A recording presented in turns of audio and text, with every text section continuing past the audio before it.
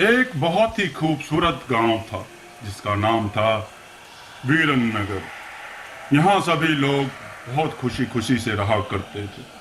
गांव में सभी कुछ बहुत अच्छा चल रहा था और इसी बीच अमेरिका से एक फैमिली अपने पुश्तैनी घर में रहने आती है।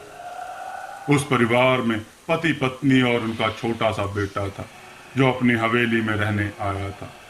सभी के आते ही गांव वालों में खुशी की लहर दौड़ पड़ी, क्योंकि यह फैमिली कोई और नहीं बल्कि इसी गांव में रहने वाले एक पुराने जमींदार की थी और गांव वाले उनकी बहुत इज्जत करते थे।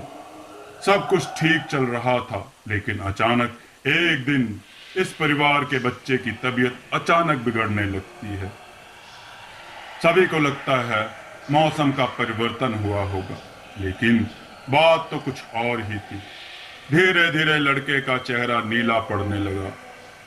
आनन फानन में परिवार ने डॉक्टर को बुलाया और डॉक्टर को भी कुछ समझ नहीं आया, तो उसने पास में ही बने एक हॉस्पिटल में उन्हें स्वास्थ्य परीक्षण के लिए आमंत्रित किया ताकि बच्चे की बीमारी का पता लगाया जा सके। परिवार ने डॉक्टर की सलाह अनुसार हॉस्पिटल जाना जरूरी समझा। सारे परीक्षण होने के बाद भी कुछ नहीं हासिल हुआ।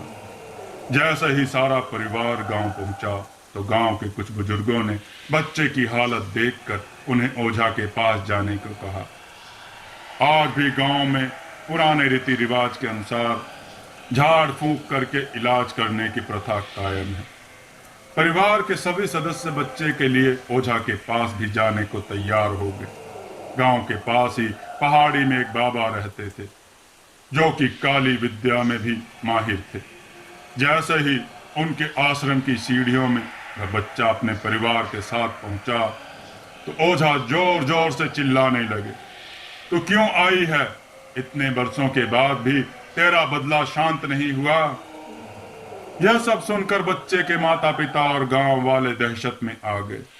उन्हें समझ नहीं आया कि बाबा को इतना क्रोध क्यों आ रहा है, जबकि उन्हें अभी तक कोई बात बताई नहीं गई। लेकिन बाबा तो काली माया में पारंगत थे, इस वजह से उन्हें रूहानी ताकतों को पहचानना आता था। सभी लोगों ने आश्रम में प्रवेश किया, लेकिन बाबा ने केवल उस बच्चे को पास आने को कहा। बच्चे की हालत बहुत ही खराब थी। उसकी आंखें लाल हो चुकी थी, उसका शरीर नीला दिखाई पड़ रहा था और उसके शरीर का तापमान आम बुखार से कहीं ज्यादा था। ओझा ने विभूति उठा करके बच्चे के मुंह पर फेंका। बच्चा जमीन पर लेट गया और जोर जोर से हाथ पैर हिलाने लगा। किसी को कुछ समझ नहीं आ रहा था कि बाबा की विभूति से क्या चमत्कार हुआ कि बच्चा अपने आप जमीन पर लेटकर ऐसी हरकतें करने लगा। तभी अचानक बच्चा अपने पैर की उंगलियों के बल खड़ा हो जाता है और बहुत ही खूंखार औरत की आवाज में ओझा को उसके पुराने नाम से बुलाता है, अरे ओ प्रेमनाथ, मैं तुझे नष्ट कर दूंगी। लड़के का ऐसा स्वर सुनकर उसके माँ बाप घबरा गए। लड़के को इस अवस्था में देखकर उन्हें कुछ समझ नहीं आ रहा था कि ऐसा क्यों हो रहा है। तभी ओझा ने एक मंत्र पढ़कर बच्चे को अपने काबू में किया। सारे गांव वाले ओझा से पूछने लगे, बाबा ये सब क्या है? यह बच्चा ऐसा क्यों कर रहा है? तभी ओझा ने बताया कि इसके अंदर कोई चुड़ैल आ चुकी है जो कि आज से 70 साल पहले चोरी के आरोप में जिंदा जला दी गई थी।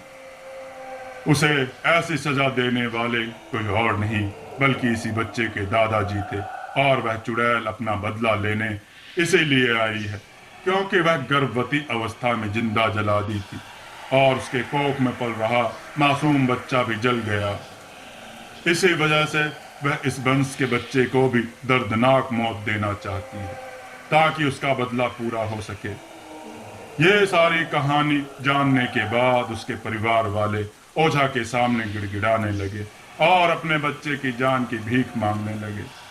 तभी ओझा ने अपनी घोर तपस्वी शक्ति से मंत्रों के उच्चारण के साथ उस चुड़ैल को मासूम बच्चे से बाहर निकाल दिया और कुछ ही क्षणों में बच्चा सामान्य हालत में आने लगा। सभी को लगा कि सब कुछ हमेशा के लिए ठीक हो गया, लेकिन यह तो एक शुरुआत थी।